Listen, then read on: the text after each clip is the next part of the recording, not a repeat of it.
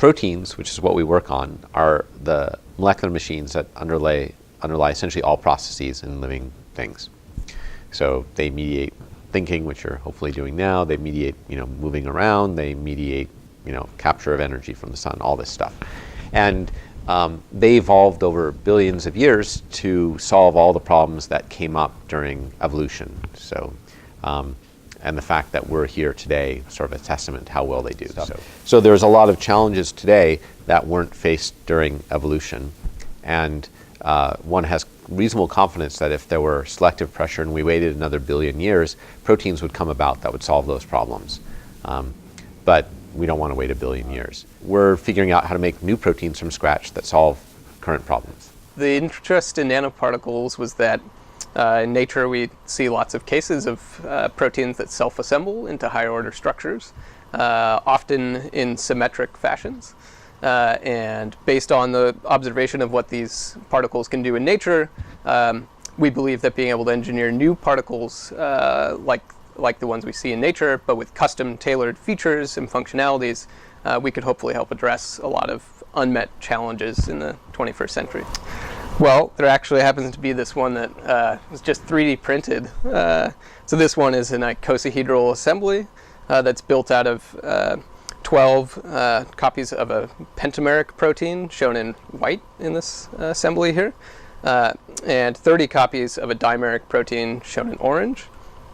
And so these 120 individual protein subunits self-assemble into this larger icosahedral structure shown here. And this is actually a really neat little 3D model because they made it so you can remove an individual pentamer and dimer, and then you can actually see that this is, in blue here, is the designed interface that we made between these two subunits to direct their assembly into the specific orientation, which then leads to higher order assembly into this full icosahedral structure. And when we make the thing in the laboratory, it basically folds up exactly like this. We can figure out where every atom is, and it's exactly like we did on the computer. So this is a really complex kind of thing to be able to design from first principles on a computer. So at the Institute for Protein Design, I'm a translational investigator leading development of our protein nanoparticle platform for therapeutic applications. So this model is the very first self-assembling protein that we ever designed. This is an octahedral assembly of 24 subunits, so it kind of looks like a cube, and there's a protein trimer on each corner of the cube. So this is an example of what we call a two-component assembly, where you have a gray protein and a blue protein that co-assemble to this architecture. So the smallest one that we've designed is a one-component tetrahedron, 12 subunits, that's about 11 nanometers in diameter. And the largest we've designed is a two-component icosahedron, 120 subunits, and it's, I think, 35 or 36 nanometers in diameter.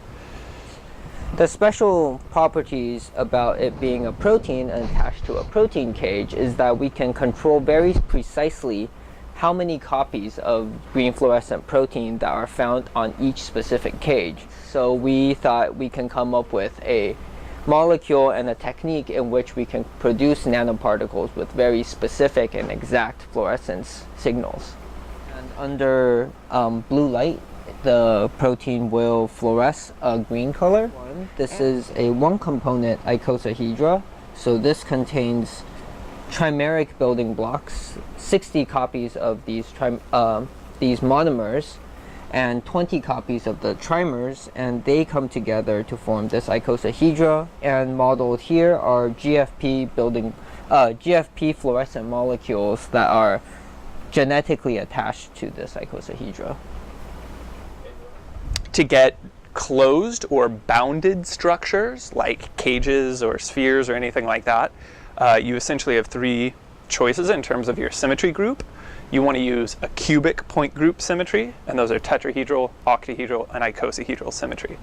Of the three, icosahedral symmetry tends to give you the largest internal volume for packaging things, and also a larger number of subunits, which for multivalent display for vaccines is important for arraying your antigen at high density.